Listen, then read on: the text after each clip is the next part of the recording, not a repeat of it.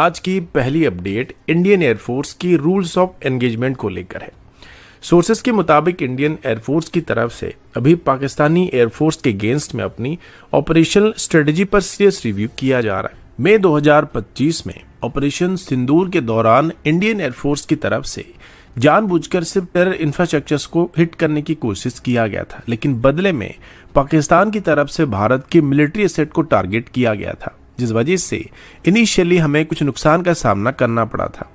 पहली ही रात को भारत की तरफ से S-400 सिस्टम और medium range surface missile system को फुली एक्टिव किया गया था और इंडियन एयरफोर्स के long range air defence system Pakistani air space को इफेक्टिवली कवर कर रहे थे। मतलब टेक्निकली पाकिस्तानी एयरफोर्स के एयरक्राफ्ट को इंटरसेप्ट किया जा सकता था, लेकिन पॉलिसी की वजह से पहले दिन इंडियन एयरफोर्स की तरफ से पाकिस्तानी एयरक्राफ्ट को टारगेट नहीं किया गया था और अभी इंडियन एयरफोर्स की तरफ से इसी अप्रोच को क्वेश्चन किया जा रहा है। अभी मिली रिपोर्ट के मुताबिक इंडियन एयरफोर्स की तरफ से अभी अपनी ऑपरेशनल प्रोसीड्योर को कंप्लीटली चेंज करने का फैसला किया जा रहा है। तो अगर फ्यूचर में ऑपरेशन सिंदूर को रिज्यूम किया जाता है, वैसा कुछ होता है, तो भारत पहले पाकिस्तान के मिलिट्री टारगेट को हिट कर सकता है।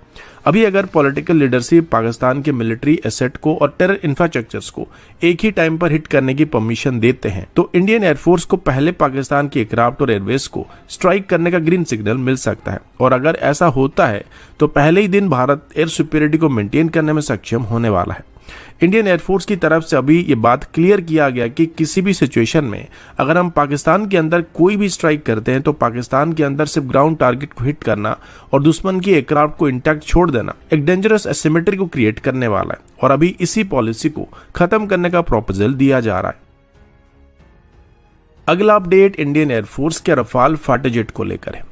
सोर्सेस के मुताबिक इंडियन एयरफोर्स के रफाल फाइटर जेट पर अभी DRDO की तरफ से डेवलप किए गए अस्त्र मार्क 1 और अस्त्र मार्क 2 बियॉन्ड विजुअल रेंज की एयर टू एयर मिसाइल को इंटीग्रेट करने का प्लान किया जा रहा है, जिसका इनिशियल ट्रायल फेज 2028 के आसपास स्टार्ट होने वाला है। इस इंटीग्रेशन के लिए डसॉल्ट एविएशन और थेल्स को अभी इस प्रोग्राम में इन्वॉल्व करने की बात सामने आई है। खासकर सॉफ्टवेयर अपग्रेड के लिए अभी थेल्स और डसॉल्ट के साथ बातचीत किया जा रहा है। DRDO के मुताबिक अस्त्र मार्क 1 मिसाइल को रफाल में इंटीग्रेट करने के लिए रफाल के रडार, कॉम्बैट मैनेजमेंट सिस्टम और अस्त्र मिसाइल के बीच सीमलेस कम्युनिकेशन को इंश्योर करना बहुत ही जरूरी होने वाला है। पता चला कि एक्चुअल फिजिकल इंटीग्रेशन से पहले अभी extensive computer aided design simulation को भी किया जाने वाला है। इन सिमुलेशन में aerodynamic impact, missile carriage load out, electrical interface और डाटा ट्रांसफर जैसे एस्पेक्ट को स्टडी किया जाएगा। इसका मेन ऑब्जेक्टिव अर्ली स्टेज पर ही इंटीग्रेशन चैलेंजेस को आइडेंटिफाई करने पर होने वाले, जिससे आगे चल के इंटीग्रेशन प्रोसेस काफी स्मूथ होने वाला है। जब सॉफ्टवेयर और हार्डवेयर इंटरफेस मैच्योर हो जाएगा, सभी टेस्ट कंप्लीट हो जाएंगे, तब इंटीग्रेशन फ्लाइट ट्रायल को स्टार्ट किया जाएगा। इसके लिए इंडियन एयरफोर्स की एक रफाल एयरक्राफ्ट को फ्लाइंग टेस्ट बेड के रूप में इस्तेमाल किया जाने वाला है, जिसमें पहले कैरेज ट्रायल को कंडक्ट किया जाएगा, जिसमें मिसाइल को एयरक्राफ्ट के साथ माउंट करके पूरे फ्लाइट एनवेलप में इसकी स्टेबिलिटी को चेक किया जाएगा। ये सफल होने के बाद कैप्टिव ट्रायल को स्टार्ट किया जाएगा, जहां पर मिसाइल को रियल मिशन प्रोफाइल में कैरी किया जाएगा, लेकिन फायर नहीं किया जाएगा। इसके बाद रिलीज ट्रायल को कंडक्ट किया जाएगा, जिसमें अलग अलग अल्टीट्यूड, स्पीड और मैन्यूवरिंग कंडीशन में मिसाइल की सेपरेशन को टेस्ट किया जाएगा और अगर सब कुछ ठीक रहा तो उसके बाद लाइव फायरिंग को कंडक्ट किया जाएगा। और ये सब कुछ आने वाले 2 सालों में ही कंप्लीट करने का टारगेट रखा जा रहा है, जो कि हमारी मिटियोर मिसाइल के ऊपर डिपेंडेंसी को 2030 के आसपास काफी हद तक रिड्यूस करने वाली है। अगला अपडेट तेजस मार्क 2 प्रोग्राम को लेकर है। दोस्तों, काफी लोग नोटिस कर रहे होंगे कि तेजस मार्क 2 का कोई भी ट्रेडिशनल रोल आउट सेरेमनी नहीं किया जा रहा है, जबकि हमारे पहले के किसी भी प्रोग्राम में काफी हाई प्रोफाइल अनवेलिंग सेरेमनी किया जाता था। लेकिन सोर्सेस के मुताबिक ये किसी डिले या सीक्रेसी की वजह से नहीं किया जा रहा है, बल्कि एक डिलीवरेट टेक्निकल डिसीजन की वजह से अभी तेजस मार्क 2 की रोल आउट को लेकर कोई डाटा नहीं दिया जा रहा है। रिपोर्ट्स के मुताबिक एरोनॉटिकल डेवलपमेंट एजेंसी का पूरा फोकस अभी एक ही चीज पर बना हुआ है, जिसमें तेजस मार्क 2 को जितना जल्दी हो सके उतना जल्दी फर्स्ट फ्लाइट के लिए तैयार करने का प्लान किया जा रहा है। सोर्सेस के मुताबिक DRDO के डायरेक्टर जनरल ने अभी क्लियर डायरेक्शन दिया है कि टीम्स लॉन्चिंग इवेंट पर इतना टाइम वेस्ट ना करे, बल्कि एयरक्राफ्ट को एयरबॉर्न करने पर फोकस किया जाए। उनके मुताबिक रोल आउट सिर्फ एक विजुअल माइलस्टोन होने वाला है। इसके लिए एयरक्राफ्ट को फुल्ली क्लोज्ड कॉन्फ़िगरेशन में लाना पड़ता है, पैनल्स को फिट करना पड़ता है और बिल्ड एक्टिविटीज टेम्परेरी स्टॉप करने पड़ते हैं। बाद में फिर से एयरक्राफ्ट को ओपन करके इंटीग्रेशन का काम स्टार्ट करना होता है।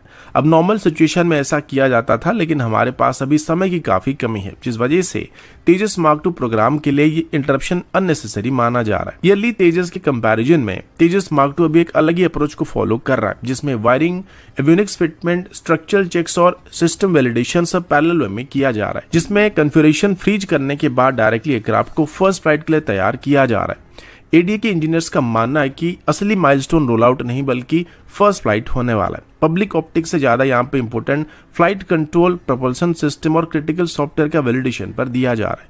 खास करके तेजस मार्क 2 जो कि अपनी शेड्यूल से अभी काफी पीछे चल रहा है, इसका सर्विस में एंटर करना सबसे ज्यादा मायने रखने वाला है। सोर्सेस ये भी इंडिकेट कर रहे हैं कि अगर प्रोटोटाइप एक स्टेज पर एक्चुअली रीच करता है जहां पर पैनल्स को लार्जली फिट कर दिया जाता है या ये तैयार हो जाता है, तो एक लो प्रोफाइल अनवीलिंग वगैरह किया जा सकता है, लेकिन ये प्लान्ड इवेंट में नहीं होने वाला है। मतलब एयरक्राफ्ट रेडी होगा तो दिख जाएगा, लेकिन इसका असली हिट या प्रोफाइल हमें फर्स्ट फ्लाइट के दौरान ही देखने को मिलने वाली है।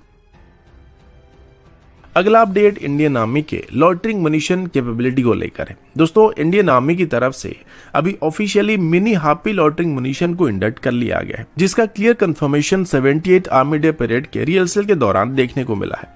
ये इंडक्शन आर्मी के लिए एक बहुत ही बड़ी इंपॉर्टेंट स्टेप मानी जा रही है, क्योंकि इससे भारत की प्रिसीजन स्ट्राइक और suppression of enemy air defence capability काफी हद तक बूस्ट होने वाला है। मिनी हार्पी असल में इजराइल एरोस्पेस इंडस्ट्रीज के दो प्रूवन सिस्टम जैसे कि हरॉप और हार्पी का एक कॉम्पैक्ट और एडवांस वेरिएंट है। इस सिस्टम की खास बात यह है कि ये एंटी रेडिएशन कैपेबिलिटी और इलेक्ट्रो ऑप्टिकल सर्वेलेंस के साथ आता है, जिससे रडार इमिटिंग टारगेट के साथ साथ नॉन इमिटिंग टारगेट को भी आराम से हंट कर सकता है। मिनी हार्पी को स्पेशली फ्रंटलाइन फील्ड यूनिट और मरीन यूनिट्स के लिए डिजाइन किया गया। ये एक लो कॉस्ट, हाई मोबाइल और रैपिडली डिप्लॉयबल सिस्टम है, जिसे land based launcher, naval platforms और हेलीकॉप्टर बॉर्न लॉन्चर से भी फायर किया जा सकता है। इस वजह से आर्मी को लैंड, सी और जॉइंट ऑपरेशन में फुल फ्लेक्सिबिलिटी मिलने वाली है। लॉन्च होने के बाद मिनी हार्पी एक डेजिग्नेटेड एरिया में लगातार लॉइटर कर सकता है, कंटिन्यूअसली एयरस्पेस को स्कैन कर सकता है। जैसे ही कोई रडार, कम्युनिकेशन सिस्टम या टारगेट इसके साइड में आता है, तुरंत ही उसको लॉक करके टर्मिनल डाइव अटैक कर सकता है। और एक और खास बात यह कि मिनी हार्पी फुली ऑटोनोमस होते हुए भी ये man in the loop architecture को फॉलो करता है। मतलब ऑपरेटर लास्ट मोमेंट तक इसे कंट्रोल कर सकता है, जिसमें वो मिशन को अबॉर्ट कर सकता है, टारगेट को चेंज कर सकता है या फिर इसको रीटास्क कर सकता है। आज के कॉम्प्लेक्स बैटलफील्ड एनवायरनमेंट में ये फीचर बहुत इंपॉर्टेंट होने वाला है। मिनी हार्पी एक इलेक्ट्रिकली पावर सिस्टम है, जिस वजह से ये काफी साइलेंट सिस्टम है और इस वजह से इसको डिटेक्ट करना बहुत ही मुश्किल होने वाला है। इसमें लगभग 8 kg का वॉरहेड का इस्तेमाल किया जा रहा है, जो कि किसी भी टारगेट को डिस्ट्रॉय करने के लिए सफिशिएंट होने वाला है। और इसका ऑपरेशनल रेंज लगभग 100 किलोमीटर के आसपास होने वाला और एंड्योरेंस लगभग 2 घंटे तक होने वाला है। इसका टोटल वेट लगभग 45 kg के आसपास है, जो कि पोर्टेबिलिटी और लिथलिटी का एक बैलेंस्ड कॉम्बिनेशन प्रोवाइड करने वाला है। तो दोस्तों, अभी के लिए इतना ही। मिलता हूँ आपसे अगली वीडियो में, तब तक के लिए जय हिंद, वंदे मातरम।